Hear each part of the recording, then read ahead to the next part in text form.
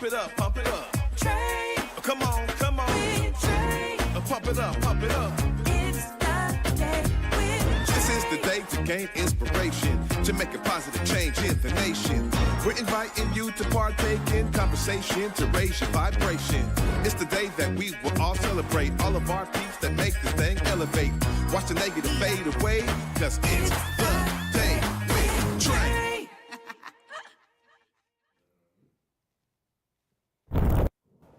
Hi everybody, and welcome to another edition of The Day with Trae. I am your guest host, Alicia, and today I am being joined by Chris Carthern, who is the COO and producer over at, tell them where you're from.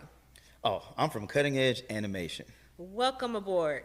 Tell us what's going on over there. I am super excited about some of the projects that I saw on your website and who's behind it, but tell everyone what's happening over at Cutting Edge Animation. Well, thank you for having me, Alicia, and Converge. So right now we're working on Captain Zero. It is our flagship project, and it's been 10 years in the making. I've been a part of this project for 2 years now. So Captain Zero is an animated, you see it on my jacket here, superhero, teenager, dealing with depression, anxiety, and we see all that fully manifested as what we call the depression demon, and that is voiced by the legendary Keith David. That's amazing. Like when I saw his name attached to it, I mean, I was already invested, but who doesn't love Keith David? I mean, Right. my whole life, right? Pretty much. Now, talk about that project specifically. Like, so a couple of things is one is that it got chosen at the Tribeca Film Festival? Yes. Making this short was a labor of love, real labor, because it took 18 months. Talk about it. 15 minutes short.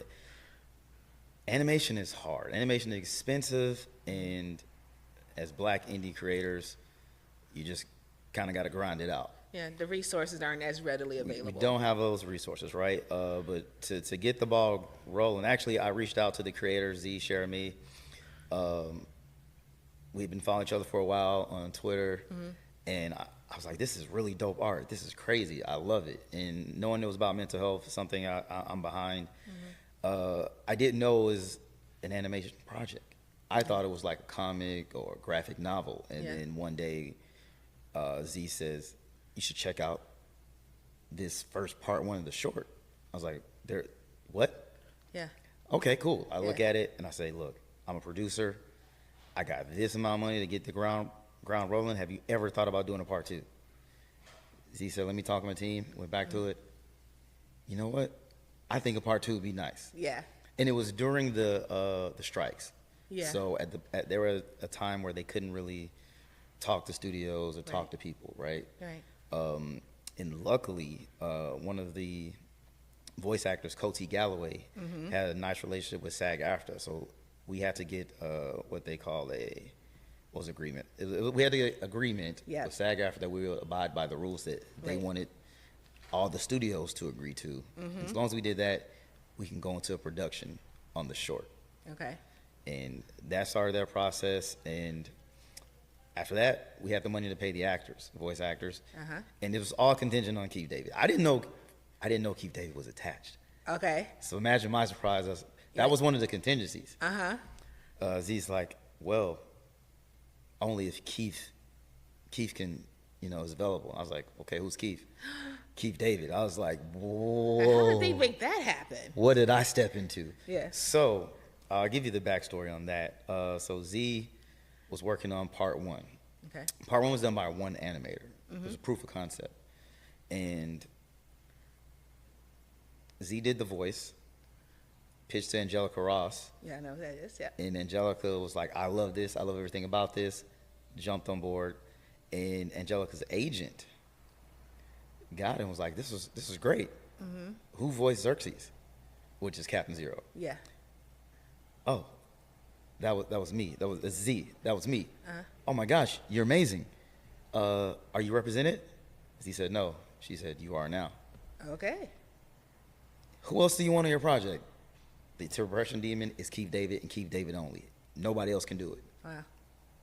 The universe works in very mysterious ways, right? That's crazy. Well, do you know I also represent Keith David?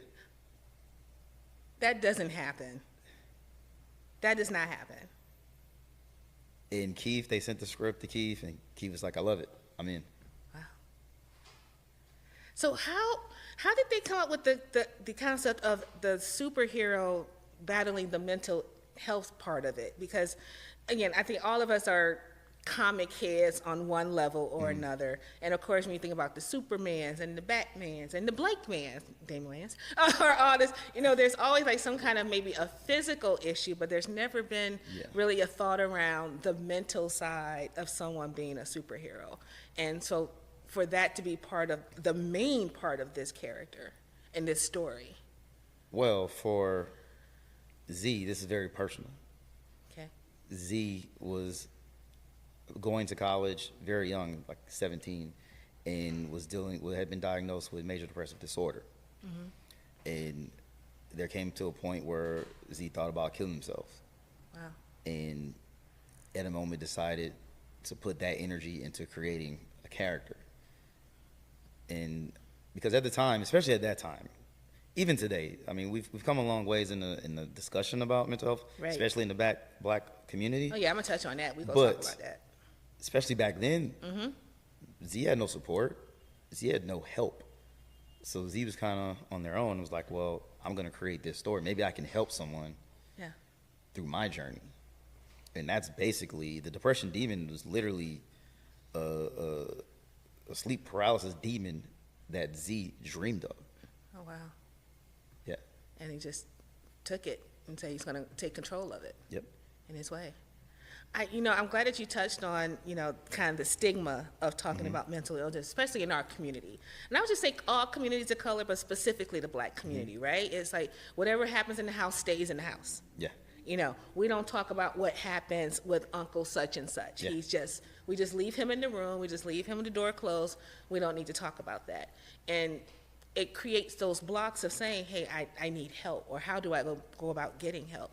Which is why I was so interested personally in this character as well, to see that is front and center. And I'm so happy that it's being made. I'm happy that you have significant names and resources attached to it, but also that it's being done by, this black-owned, black-ran animation studio.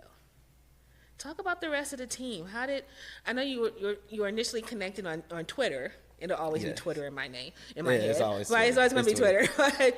But how did it go from you connecting to becoming, an officer within the organization? So first there's Z and Andre. Z and Andre went to college together. Okay. So they were studying filmmaking. Okay. And they were two very talented writers. Andre's actually Filipino. Okay. Well, Andre's the VP. Yeah. And two very talented people, and instead of competing with one another, they decided to join forces. Right. Better together. Better together. And they've been going strong for a significant time. And once I came aboard, I think next was Queen, was our CMO. Okay. And the team just started to form. The executive board just started to form. And in the pits of raising money, we went to Kickstarter. Our first Kickstarter raised around $36,000. Okay. Then we've got an investment from a company, a six-figure investment, and then we had to go to make another Kickstarter. Like a few months before Tribeca, we shut down. Okay. We were almost 2/3 done with the short, but we had no more money. Okay. And we put out another Kickstarter, and we had another investor come through, Italian Holt, who is now our CFO. Okay. And that's basically how the board formed. And Italian was just rolling through Kickstarter. I was like, this is exactly what I've been looking for. Like, sure, I want to be invested, but how can I actually be a part of the team? Yeah. And the team, it's really like a family. I'm gonna be honest. Like, I feel like we can accomplish anything as long as we're working together. Do you guys have a physical space? I know we're in a time right now everyone's working virtual or in a shared workspace somewhere, but do you guys have a physical space here in the Seattle area? Right now, no. Most of we meet multiple times a week. That's mostly just virtual. Okay. So I heard something about Whoopi Goldberg. Whoopi Goldberg. Tell me what that's about. We got an email, I think it was April And so we submitted to Tribeca, but it wasn't complete yet. As I said, we were still It didn't the funding. we were still working. We had the funding at Oh, you had that, the funding, at we're that still time, working. but we're still maybe at least a month and a half away from finishing the short. Okay. And we got a message saying, "Hey, when are you guys gonna finish with this?" And we're like, we plan to be finished by this date." "Are you sure?" Like, "Yeah, send it in." We got another message. "I need everything you have up to date on this project. Now, I want to send this to Whoopi Goldberg today." And we were like, "Oh, What? like Sister Mary Clarence?" Yeah. We talk about the same Whoopi Goldberg. Yeah. Yes. And we were like, "Oh, happy days," right? Mm-hmm. And it meant a lot because that means they saw something in what they saw. It wasn't even a completed project yet. Mm-hmm. So they saw the potential in it. And You said that was April? that was in April. Okay. And we finished at the end of May. Okay. And with Tribeca was June, I think it was So June literally 7th. at the deadline. Like you got it in. They said as long as we can get it in, like we were updating them, as we went along. Okay, this is the progress we made here, Yeah. so they can see it. So they knew that we were going to finish. And they said, "Okay, you're in." And that was probably the hardest thing to not. We probably had to go like 3 or 4 weeks without sharing the news to anyone. Right. That was hard to sit on. It's hard to sit on. Wow. So then you get to Tribeca. Mm-hmm. How was that reception for the short there? It was surreal. Talk Like about the it. whole day. We get there, we're just kind of chilling out. Like we went full on tuxes. We were nice. We wanted to represent well. And the thing is, we didn't know Whoopi was responsible for curating the animation lineup. We had no idea about this until they said we're going to send this to Whoopi, and we Yeah. dug into it. We're like, oh, she's the one actually curating the whole thing for Tribeca. That's crazy. And when we saw her, like, she literally just walked. So you did past see her. us. You had to meet her. We're waiting. We're about to go on the red carpet, and we're just there. And now we know what we're waiting for. 'Cause Yeah. she's like, "Hey, hi, Miss Goldberg, hi." She said, "Hey," and then she walks right in, and we're like, "This is real. Yeah. This is happening." This is happening. And Z, so she took a picture with all the directors, and so Z, she took a picture with Z, and it was great. They had some nice conversation, and then we all took pictures. But when she introduced the film, she basically described just how it made her feel watching it and the importance of it, especially with dealing with mental health. Right. And she actually quoted the movie, and I was like, "Oh, this is insane." That was a moment. It was honestly Several moments. My but- mom was there too. Like, Okay. my mom was there also. Like that was special. And you were able to keep that from your mama up until you were able. My mom knew. I'm be honest. Okay. I just Okay, I was going to ask questions. my mom knew. Okay. I said just we can't tell anybody, but my mom knew. Yeah. Okay. Yeah. So mom's got to meet her when she was there, and I don't know if she met Met her, her, but she but- saw her. okay. Yeah. Yeah. So what happened after that? So what happened? You're coming off of Tribeca. You're feeling all this excitement and like, oh my God, this is really happening. This is real. You come back home. What's happening after that? After Tribeca, we know now that now we're kind of known a little bit. Now we're fielding calls. People want to have meetings and things like that. We've been invited to. We had a show at the Smithsonian. We screened it there. Oh, talk about that. Don't gloss over that. I want to hear about this. So they were having an event in, I believe it was July, if I'm not mistaken. So hey, are you guys available? What you got going on? They had another black animation that they were featuring and said we love to have you as well to screen Captain Zero and also be on the panel. Oh, And okay. so, and Queen is also a talented artist. Yes. Queen did a live painting also there Okay. while the screening was going on. And Tell me that there's video about somewhere that we can come and go back and watch that or see some of that. of the entire painting, I have at least photos of Okay. like the process. Yeah, that'd be great to see. Yeah. I'm gonna hit you up for that. Okay, I wanna see that. okay. Okay. And that was the first thing I saw Queen actually paint. So Yeah. I didn't know how talented Queen was actually. Yeah. And the Smithsonian is a big deal. That's like, we're not going to gloss over that because, I mean, the Smithsonian also is more than just one building. I mean, it's a series of places that they have this. Was it in like the African American? It's an African art. Arts, okay. Yeah. So now what's happening? What's the next on the horizon? Right now we're having screenings. Yeah. So we screened in DC, we screened in Chicago, but I've been waiting for Seattle. Right. It's here. Seattle's October 8th. Okay. At the Northwest Film Forum. You can get tickets at cuttingedgeanimation.com/tour. They're only $10. We're also partnering with the Therapy Fund Foundation. They will be there. We love her. Yes. We love Ashley. They will be there actually to talk about, things they do for the community. And because when I came across them, I was like, oh, this is amazing. Like, I wish I had resources like this when I was younger. So the work is important, so we definitely wanted to highlight that. I'm already thinking for myself. I'm up in Snohomish County, and I'm like, I want to do a screening up there. Oh. Because we're all over the place, right? We're not just in Seattle. We're not just in King County. Are there opportunities for individuals or organizations, across to reach out to you and say, hey, we would like to do a screening? Okay. Absolutely. We're like, we go wherever the people are. Okay. That's our thing. Right now, so we're doing screenings and also just taking meetings. Okay. Because we have a feature film planned. The script is beautiful. Script is beautiful. We plan to release in 2027. Okay. In Should theaters. Be here as soon as in you theaters. Blink. Yeah. And we also have 5 seasons of an animated series planned.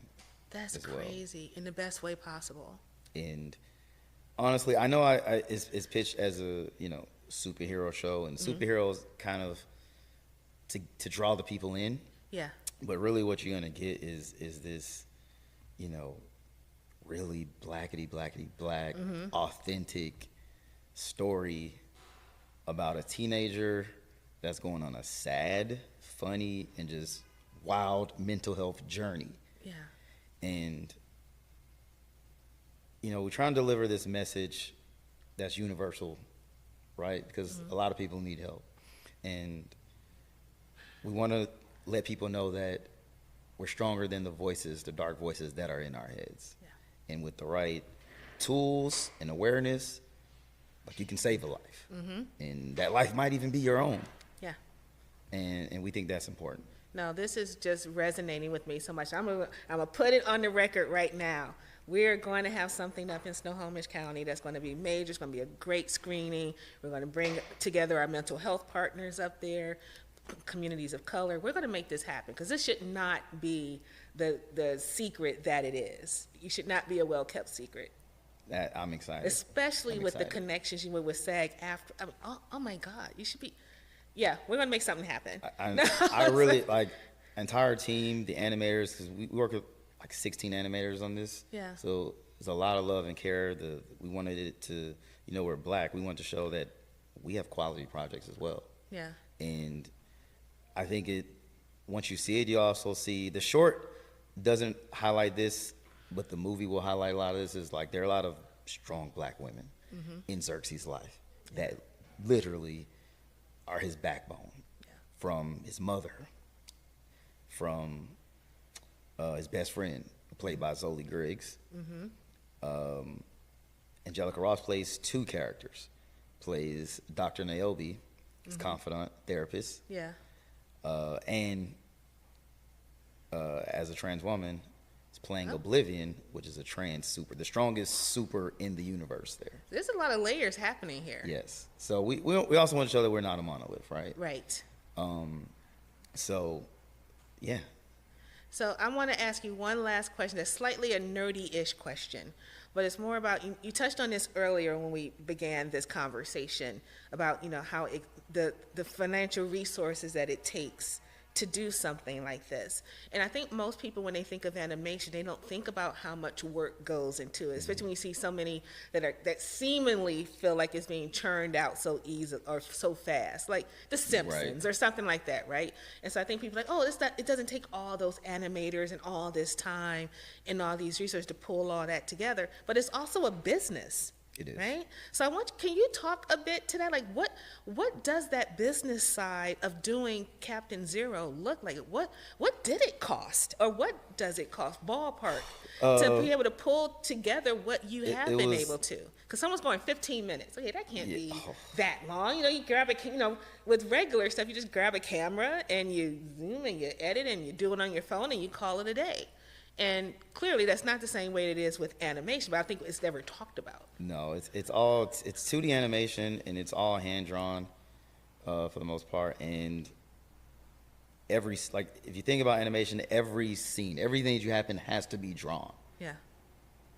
Every single thing, and the whole short costs just over $200,000. Wow.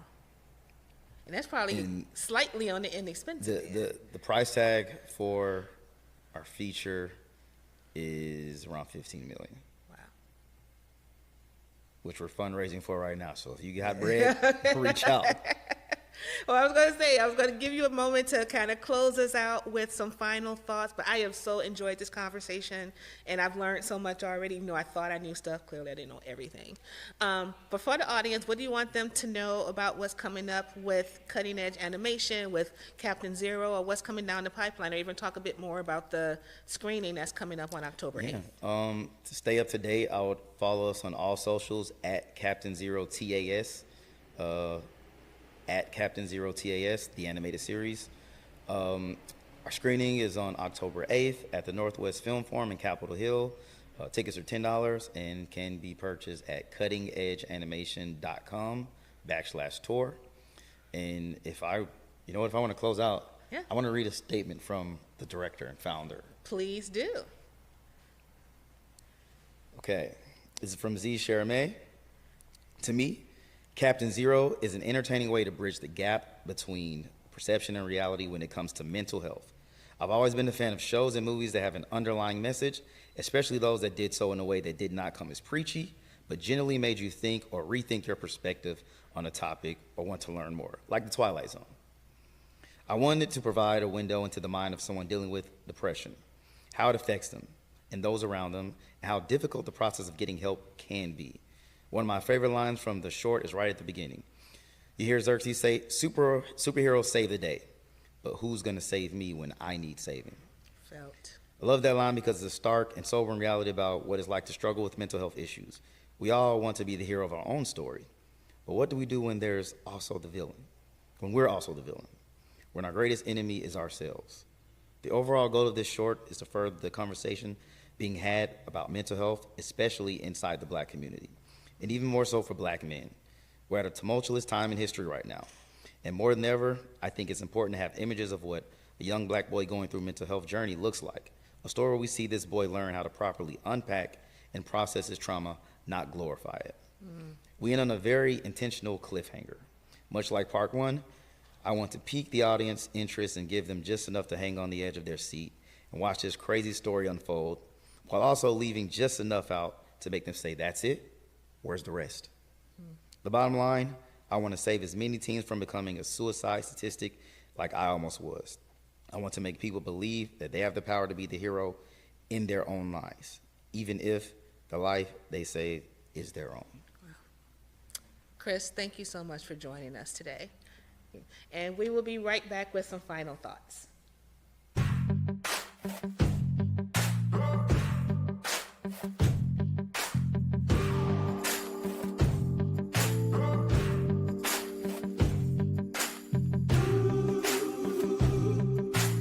Getting the scholarship really changed the conversation. It went from, no, I can do school in my free time and make it work, to I could only focus on school and I can be the best I can be every single day. I can soak up everything. I can read before class and make sure I'm not just learning enough to pass a test. Like, I could really pour all my time into school. That's what having a Seattle College Foundation Scholarship did for me.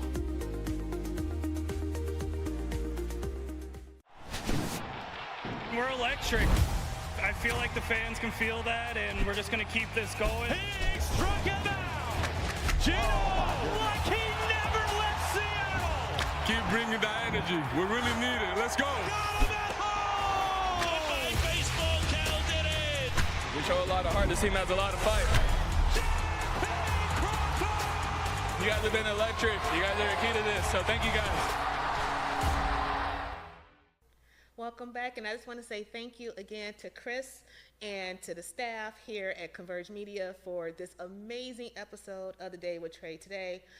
Please make sure to share all the episodes, but definitely share this one, especially with those in our family and our units that are dealing with mental health issues, either as the person that's suffering or the caregivers or the families themselves. So with that, I look forward to seeing you tomorrow on The Day with Trae.